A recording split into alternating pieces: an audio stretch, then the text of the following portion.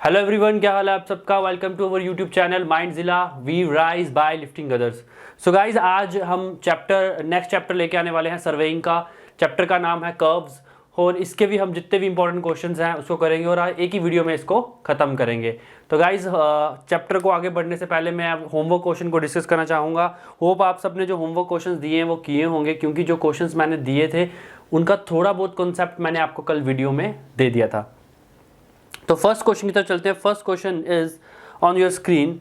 Question is a lighthouse of 120 metre height is just visible above the horizon from the ship. The correct distance between the ship and the lighthouse considering combined for curvature and refraction is. देखो guys, इसमें पूछा same है but थोड़ा सा confusion करने के लिए आपको दे दिया है कि हमें कंबाइन करेक्शन करके दो, रिफ्रैक्शन के साथ साथ किसका, कर्वेचर का भी। तो बट मैंने आपको बताया था कल कि जब हम फॉर्मूला बनाते हैं, जब मैंने आपको बताया था कि डिस्टेंस का जो फॉर्मूला था क्या बताया था, d is equal to 3.85 under root h. ये फॉर्मूला जब मैंने कल जनरेट भी किया था कि 3.85 कहाँ से आ रहा है, ये कंबाइंड कर्वेचर वाले फॉर्मूले से ही आ रहा है। किससे आ रहा है? कंबाइंड कर्वेचर वाले फॉर्मूले से ही आ रहा है। तो ये मैंने आपको कल पूरा करवाया था, पूरा समझाया था फॉर्मूला। अब डायरेक्ट आंसर की तरफ चलेंगे हम। d is equal to 3.85, height कितनी है अपने पास, 120 है, 120 है। तो जब हम इसको सॉल्व करेंगे तो ये किस में है, मीटर में। और मैंने आपको एक चीज़ और बताई थी कि अगर हमारा एच जो होगा हमेशा मीटर में आएगा, मीटर में होगा, तो डी हमारा किस में आएगा, किलोमीटर में आएगा। तो इसका 42 समथिंग कुछ आएगा, 42.226 किलोमीटर। ठीक है, तो ये हमारा डी का आंसर आ गया। ठीक है, distance between the light house and the horizon of the ship. तो गाइस, बहुत ही सिंपल क्वेश्चन था, डायरेक्ट फॉर्मूला लगना था और आपका आंसर आ जाना था। तो नेक्स्ट क्वेश्चन तरफ बढ़ते हैं। नेक्स्ट क्वेश्चन थोड़ा सा समझाने लायक है, मैं उसको समझा देता हूँ अच्छे से। वो क्या कह रहा है उसको पहले रीड आउट करते हैं। वो कह रहा है the back side reading on A vertical held staff A point A on the floor along the centre. Suppose ये मेरा एक फ्लोर है, ठीक है। वो कह रहा है इस पॉइंट पे ए पे, फ्लोर के ए पे पॉइंट पे रीडिंग है कुछ, ठीक है। क्या रीडिंग है वो मैं बताता हूँ आपको। वो पूछ रहा है staff at point A on the floor along the center of the line of a railway tunnel is 3.465. 3.465, suppose 3.465 यहाँ पे आ रहा है, ठीक है। ये 3.465, ठीक है। अब वो कह रहा है कि हम and the foresight on the inverted staff held on the roof of the tunnel just vertically above A is 1.5. अब एक थोड़ा सा कंफ्यूजन हो रहा है, मैं आपको एक्सप्लेन करता हूँ। ये क्या है, सपोज एक टनल है, ये टनल है, ठीक है। अब वो कह रहा है कि मेरा जो स्टाफ है वो मैक्सिमम रीडिंग मेरी इतनी दे पा रहा है, ठीक है। अब ऐसा तो नहीं होगा ना कि टनल को हमें पूरा हाइट चाहिए, इसकी पूरी चाहिए ना। तो वो कह रहा है कि मैक्सिमम इतनी दी जा रहा है। तो मैंने लेवल मशीन सपोज यहाँ पे रखी है। जब मैं लेवल मशीन यहाँ पे रख रहा हूँ और जहाँ पे रख के मेजर कर रहा हूँ तो मेरे को मैक्सिमम इतना ही आ रहा है, 3.465। अब वो कह रहा है एक मेथड होता है, हम क्या करते हैं, इन्वर्टेड स्टाफ रख लेंगे। क्या करेंगे, अब मैंने स्टाफ कहाँ से रखा, ऊपर से, इसके ऐसे इन्वर्टेड कर दिया, ठीक है। ऐसे इन्वर्टेड कर दिया स्टाफ, और इसकी रीडिंग समथिंग कुछ आई, क्या आई, 1.15, क्या आई, 1.55 ये रीडिंग आई, ठीक है। तो अब मुझे निकालना क्या है, उसने पूछा निकालना क्या है, the height of the tunnel long the central line of front floor. वो कह रहा है मुझे यहाँ से लेके यहाँ तक की हाइट निकालनी है। तो सिंपल है। पहले तो एक चीज़ आपको बता देता हूँ मैं कि अब ये तो एग्जांपल इन्होंने ऐसे टनल की दे दी। सपोज अगर ऐसे ही बात बोल देता आपको, तो आपको रिड्यूस लेवल भी दिया होता 100, रिड्यूस लेवल भी दिया होता, आरएल भी दिया होता 100, आरएल भी दिया होता 100। तो हम क्या करते हैं, हाइट ऑफ इंस्ट्रूमेंट मेरा क्या आता, आरएल प्लस मेरी फर्स्ट रीडिंग करता, इसको ऐड करता, फिर इन दोनों को क्या करता, इससे माइनस कर देता, फिर मेरा क्या आ जाता, फिर न्यू मेरा हाइट ऑफ न्यू मेरा आरएल आ जाता, ठीक है। तो अभी गाइस उसने कुछ ऐसा नहीं दिया, उसने डायरेक्ट हाइट पूछी है। तो याद रखना इसकी और इसको क्या करेंगे, एडिशन करेंगे हम। तो हाइट क्या हो जाएगी, हाइट हो जाएगी अपने पास 3.465 प्लस 1.155। तो जब इसको ऐड करेंगे तो आएगा 4.62 मीटर, ठीक है, 4.62 मीटर। बेसिकली जो इन्वर्टेड स्टाफ रखने का हमारा मकसद ये था, यहाँ पे जो रीडिंग आएगी वो पहले बात माइनस में आएगी, और इन दोनों के बीच में होता क्या है, माइनस। अगर मुझे निकालना हो तो ऐसे माइनस माइनस ऐड होगा। तो मैं डायरेक्ट आपको बता दिया कि ये दोनों ऐड हो जाएंगे और अपना आंसर आएगा 4.62 मीटर, ठीक है। तो जो इन्वर्टेड स्टाफ है ये कहाँ यूज़ होता है कि सपोज मुझे ये स्लैब है, मेरी ये स्लैब है और ये मेरा फ्लोर है। अब मुझे क्या करना है, पूरी लेवल निकालना है। अब मेरा स्टाफ इतना लंबा नहीं होगा, तो हम क्या करते हैं, आधी डायमेंशन ऐसे लेते हैं, आधी डायमेंशन ऐसे लेते हैं, ताकि कोई रुकावट ना हो, ठीक है, किसी तरह की प्रॉब्लम ना फेस कर पाए, ठीक है। तो अभी ये आपका आंसर आएगा 4.62, option number C is the right answer for this question, ठीक है। तो नेक्स्ट पार्ट की तरफ चलेंगे, आज के कर्व्स की तरफ। देखो कर्व्स का जो पहला क्वेश्चन है आपकी स्क्रीन पे है, देखिए उसको पढ़िए। पहले तो कर्व्स होते क्या हैं, हाँ क्या होते हैं कर्व्स? देखो बहुत ही सिंपल सी चीज़ है। कर्व्स की अगर मैं बात करूं, कर्व्स का मतलब ये है gradual change in the direction. ये कहाँ देते हैं हम कर्व्स? जब हमें क्या चाहिए, ग्रेजुअल चेंज चाहिए इन द डायरेक्शन।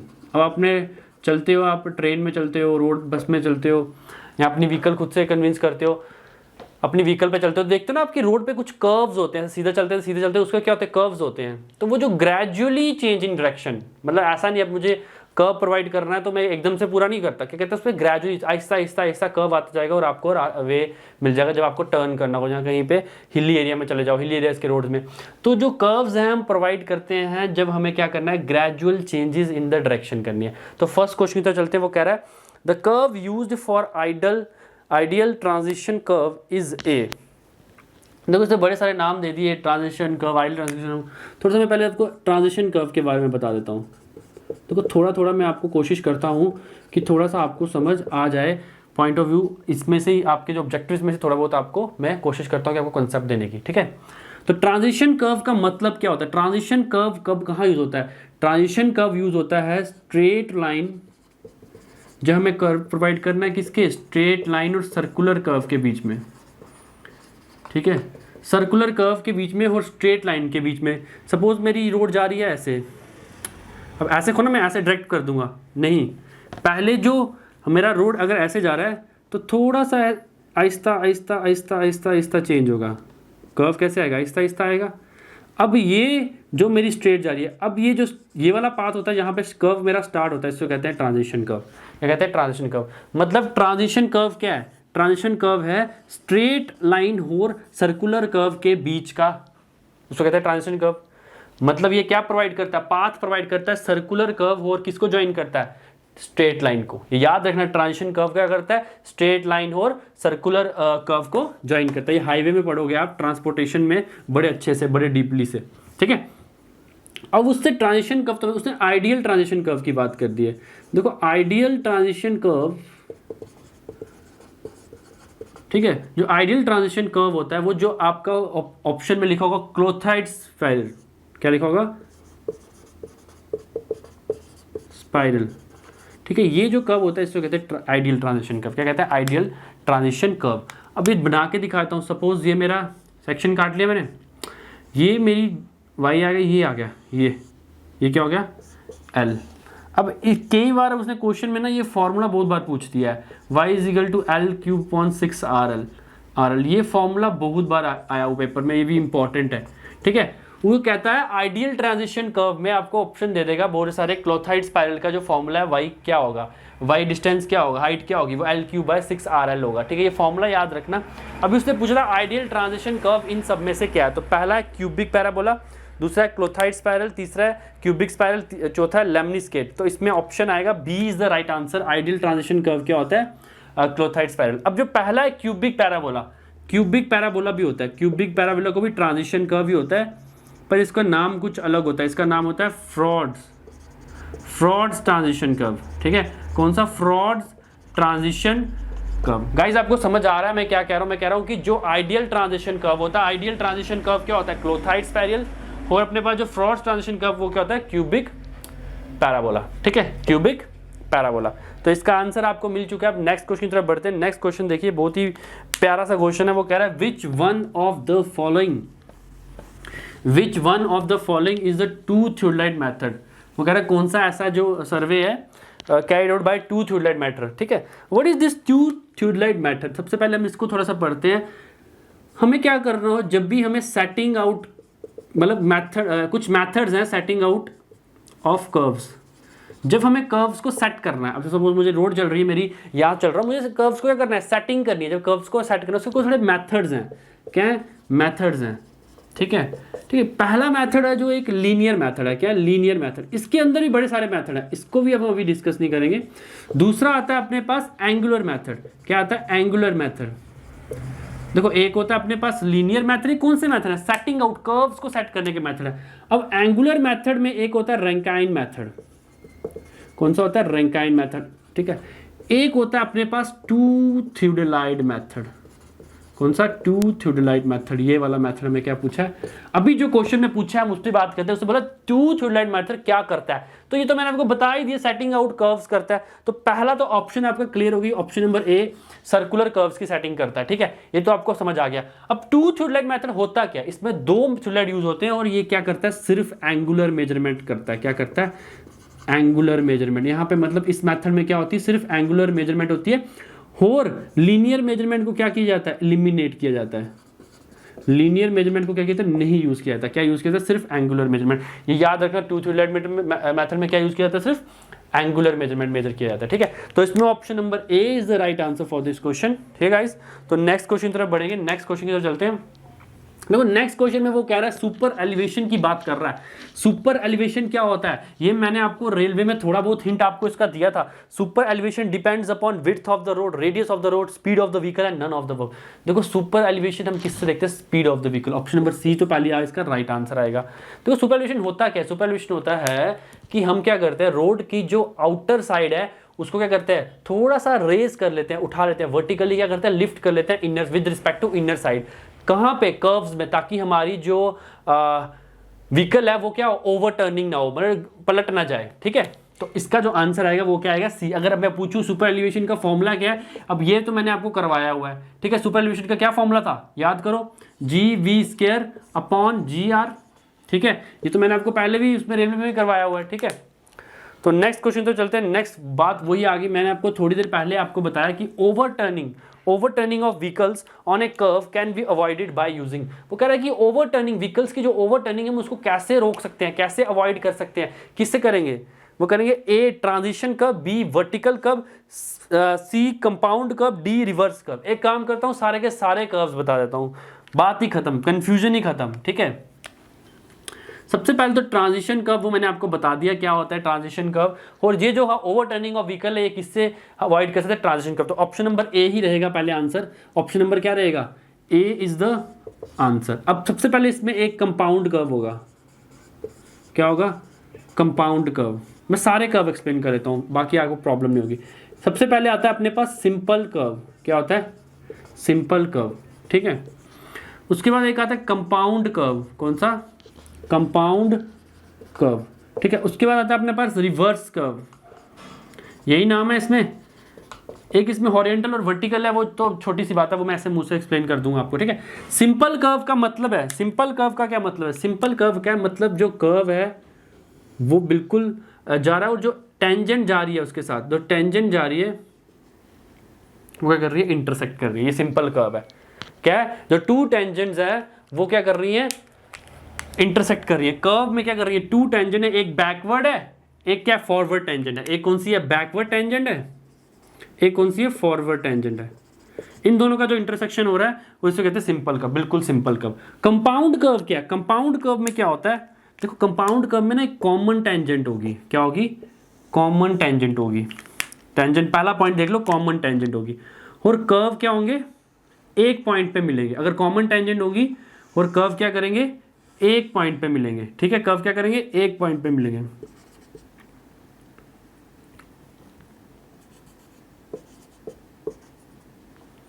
क्या कर रहे हैं? कर्व एक पॉइंट पे। अब इसमें जो पॉइंट नोटेड है वो क्या है? Common tangent. ठीक है, और एक ही पॉइंट पे क्या कर रहा है? ये कर्व भी, ये जो ये वाला कर्व है ये भी इधर मिल रहा है, ये वाला कर्व भी यहां पे मिल रहा है। ठीक है, और क्या हो रहा है? इंटरसेक्शन हो रहा है, बट ऑन सेम साइड। मतलब इसका जो ओरिजिनेट है वो क्या? दोनों सेम साइड है ना, तो ये कौन सा? Compound curve. ठीक है, अब आता है एक अपना रिवर्स कर्व। टेंजेंट क्या रहेगी? कॉमन ही रहेगी। क्या रहेगी? टेंजेंट क्या रहेगी? कॉमन ही रहेगी, बट कर्व क्या हो जाएंगे? अपोजिट। एक कर्व जाएगा यहां से, ये कर्व, और पॉइंट भी बीच का जो रहेगा, सेंटर क्या रहेगा? पॉइंट ऑफ कर्वेचर क्या रहेगा? वो भी सेम रहेगा, और एक जाएगा इस तरह से, ये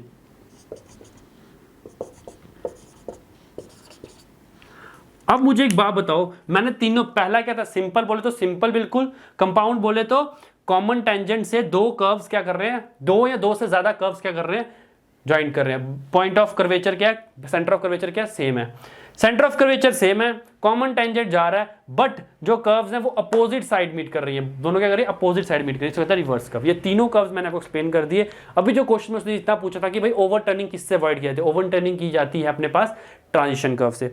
अब इसमें एक और वर्टिकल कर्व्स और सर्कुलर हॉरिजॉन्टल कर्व्स भी होते हैं। क्या होते हैं वर्टिकल कर्व्स? वर्टिकल कर्व्स वो कर्व्स होते हैं जो वर्टिकल प्लेन पे की जाती हैं, हॉरिजॉन्टल कर्व्स वो होते हैं जो हॉरिजॉन्टल प्लेन पे की जाते हैं, कर्व्स प्रोवाइड किए जाते हैं हॉरिजॉन्टल प्लेन पे। अब याद रखना, ये बहुत इंपॉर्टेंट पॉइंट है, इसको हमेशा दिमाग में बिठा के, वर्टिकल कर्व्स हमेशा पैराबोला होते हैं। क्या होते हैं? पैराबोला। और हॉरिजॉन्टल कर्व्स हमेशा सर्कुलर होते हैं। ये एक इंपॉर्टेंट पॉइंट, दो बातें मैंने आपको बता दी। अब ये कर्व्स आपको हमेशा याद रहे, कभी नहीं भूलने चाहिए जो मैंने आपको आज बताए, ठीक है। नेक्स्ट क्वेश्चन तरफ बढ़ते हैं। देखो नेक्स्ट क्वेश्चन वो कह रहा है cubic parabola is a type of, अभी थोड़ी देर पहले मैंने आपको बताया ट्रांजिशन कर्व क्या होता है, कंपाउंड कर्व क्या होता है, सिंपल कर्व क्या होता है, रिवर्स कर्व क्या होता है, सब कुछ बता दिया। उसने बोला कि क्यूबिक पैराबोला क्या होता है, is a type of transition curve. Option number D is the right answer. Next question तरफ बढ़ते हैं। वो कह रहा है the angle of intersection of A curve, the angle of the intersection of the curve is the angle between forward tangent and long chord, back tangent and long chord, back tangent and forward tangent, none of them। देखो angle of intersection, what is this angle of intersection? Suppose ये मेरा एक curve है, ठीक है। अब यहाँ से जा रही है मेरी एक टेंजेंट, क्या जा रही है? टेंजेंट जा रही है। एक टेंजेंट मेरी यहाँ से जा रही है, एक टेंजेंट यहाँ से वापस आ रही है। तो ये मेरी कौन सी है? फॉरवर्ड, या ये कौन सी है? बैकवर्ड। या ये बैकवर्ड या ये फॉरवर्ड। तो यहाँ पे मीट कर रही है, ये मीट कर रही है, यहाँ पे क्या बनता है? Deflection angle. क्या बनता है? डिफ्लेक्शन एंगल, ठीक है। ये क्या बनता है? Deflection angle. देखो ये जो पॉइंट है इसको कहते हैं पॉइंट ऑफ इंटरसेक्शन। क्या कहते हैं? Point of intersection. अब पॉइंट ऑफ इंटरसेक्शन किससे मिलके बन रहा है? एक क्या, किससे, किन दो से मिलके मिल रहा है? बैकवर्ड टेंजेंट और फॉरवर्ड टेंजेंट जहां पे मिल रही हैं वहां पे क्या बनता है? Point of intersection. तो option number C is the right answer for this question. C is the right answer for this question.